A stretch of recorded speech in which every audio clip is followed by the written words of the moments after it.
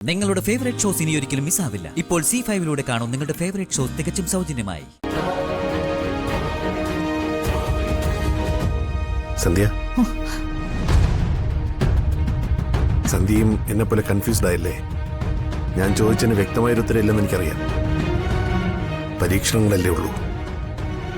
അതുകൊണ്ട് എന്ത് വേണമെന്ന് നമുക്ക് നല്ല പോലെ ഒന്നുകൂടി ആലോചിക്കാം, എന്നിട്ടൊരു തീരുമാനത്തിലെത്താം. ഇനി ആലോചിക്കാൻ ഒന്നുമില്ല നന്ദ. ധനുഷിനെ പുറത്തിറക്കണം.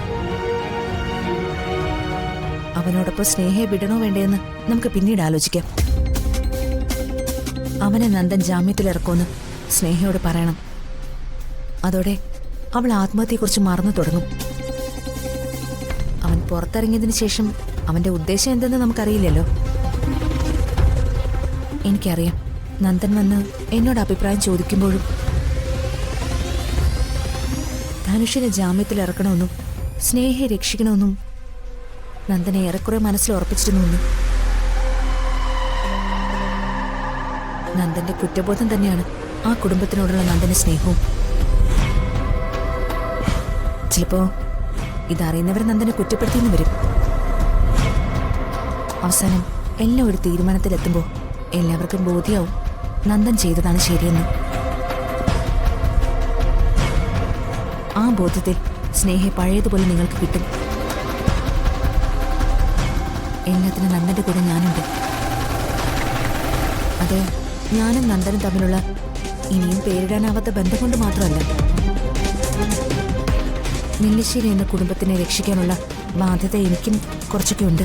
അതുകൊണ്ടാ ഞാൻ ഇങ്ങനൊരു അഭിപ്രായം പറയുന്നതിനോടൊപ്പം തന്നെ മറ്റൊരു കാര്യം കൂടി പറയട്ടെ.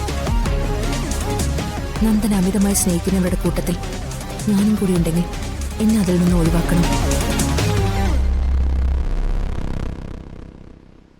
അത് മറ്റൊന്നും കൊണ്ടല്ല. ഇനിയുള്ള എന്റെ ജീവിതം എങ്ങനെയാവുമെന്ന് എനിക്കറിയാം. എന്റെ ഇക്കയെ കൊന്നയാളെ ഉടനെ ഞാൻ കാണും. ആ കൂടിക്കാഴ്ച അവസാനിക്കുന്നത് ഡോക്ടർ സന്ധ്യ ഒരു കൊലപാതക എന്ന പേര് സ്വീകരിച്ചാവും.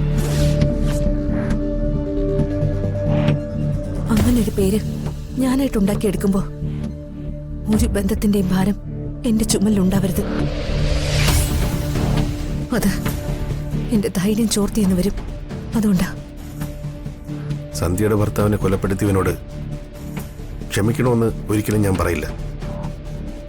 ആ കണക്ക് തീർക്കുമ്പോ ഈ ഞാനും കാണും സന്ധ്യയുടെ കൂടെ. കാത്തിരിക്കുന്നു എന്നൊരു വാക്ക് പറയുന്നതിനപ്പുറം തന്നെ രക്ഷിക്കാൻ ഏതറ്റം വരെയും പോകുന്ന ഒരാൾ എന്നൊരു പരിഗണന മാത്രം സന്ധ്യ എനിക്ക് തന്നാ മതി. ജീവപര്യന്തം എന്നൊരു വിധിക്ക് ഒരിക്കലും വിട്ടുകൊടുക്കില്ല ഞാൻ സന്ധ്യയെ. എന്റെ പണവും സ്വാധീനവും മുഴുവനും ഞാൻ അതിനായി വിനിയോഗിച്ചിട്ടും എന്നെ കൊണ്ട് അതിന് പറ്റാതെ വന്ന കാത്തിരിക്കും ഞാൻ. എത്ര വർഷം വേണമെങ്കിലും. അതിനുള്ള അനുവാദം മാത്രം സന്ധ്യ എനിക്ക് നിഷേധിക്കരുത്.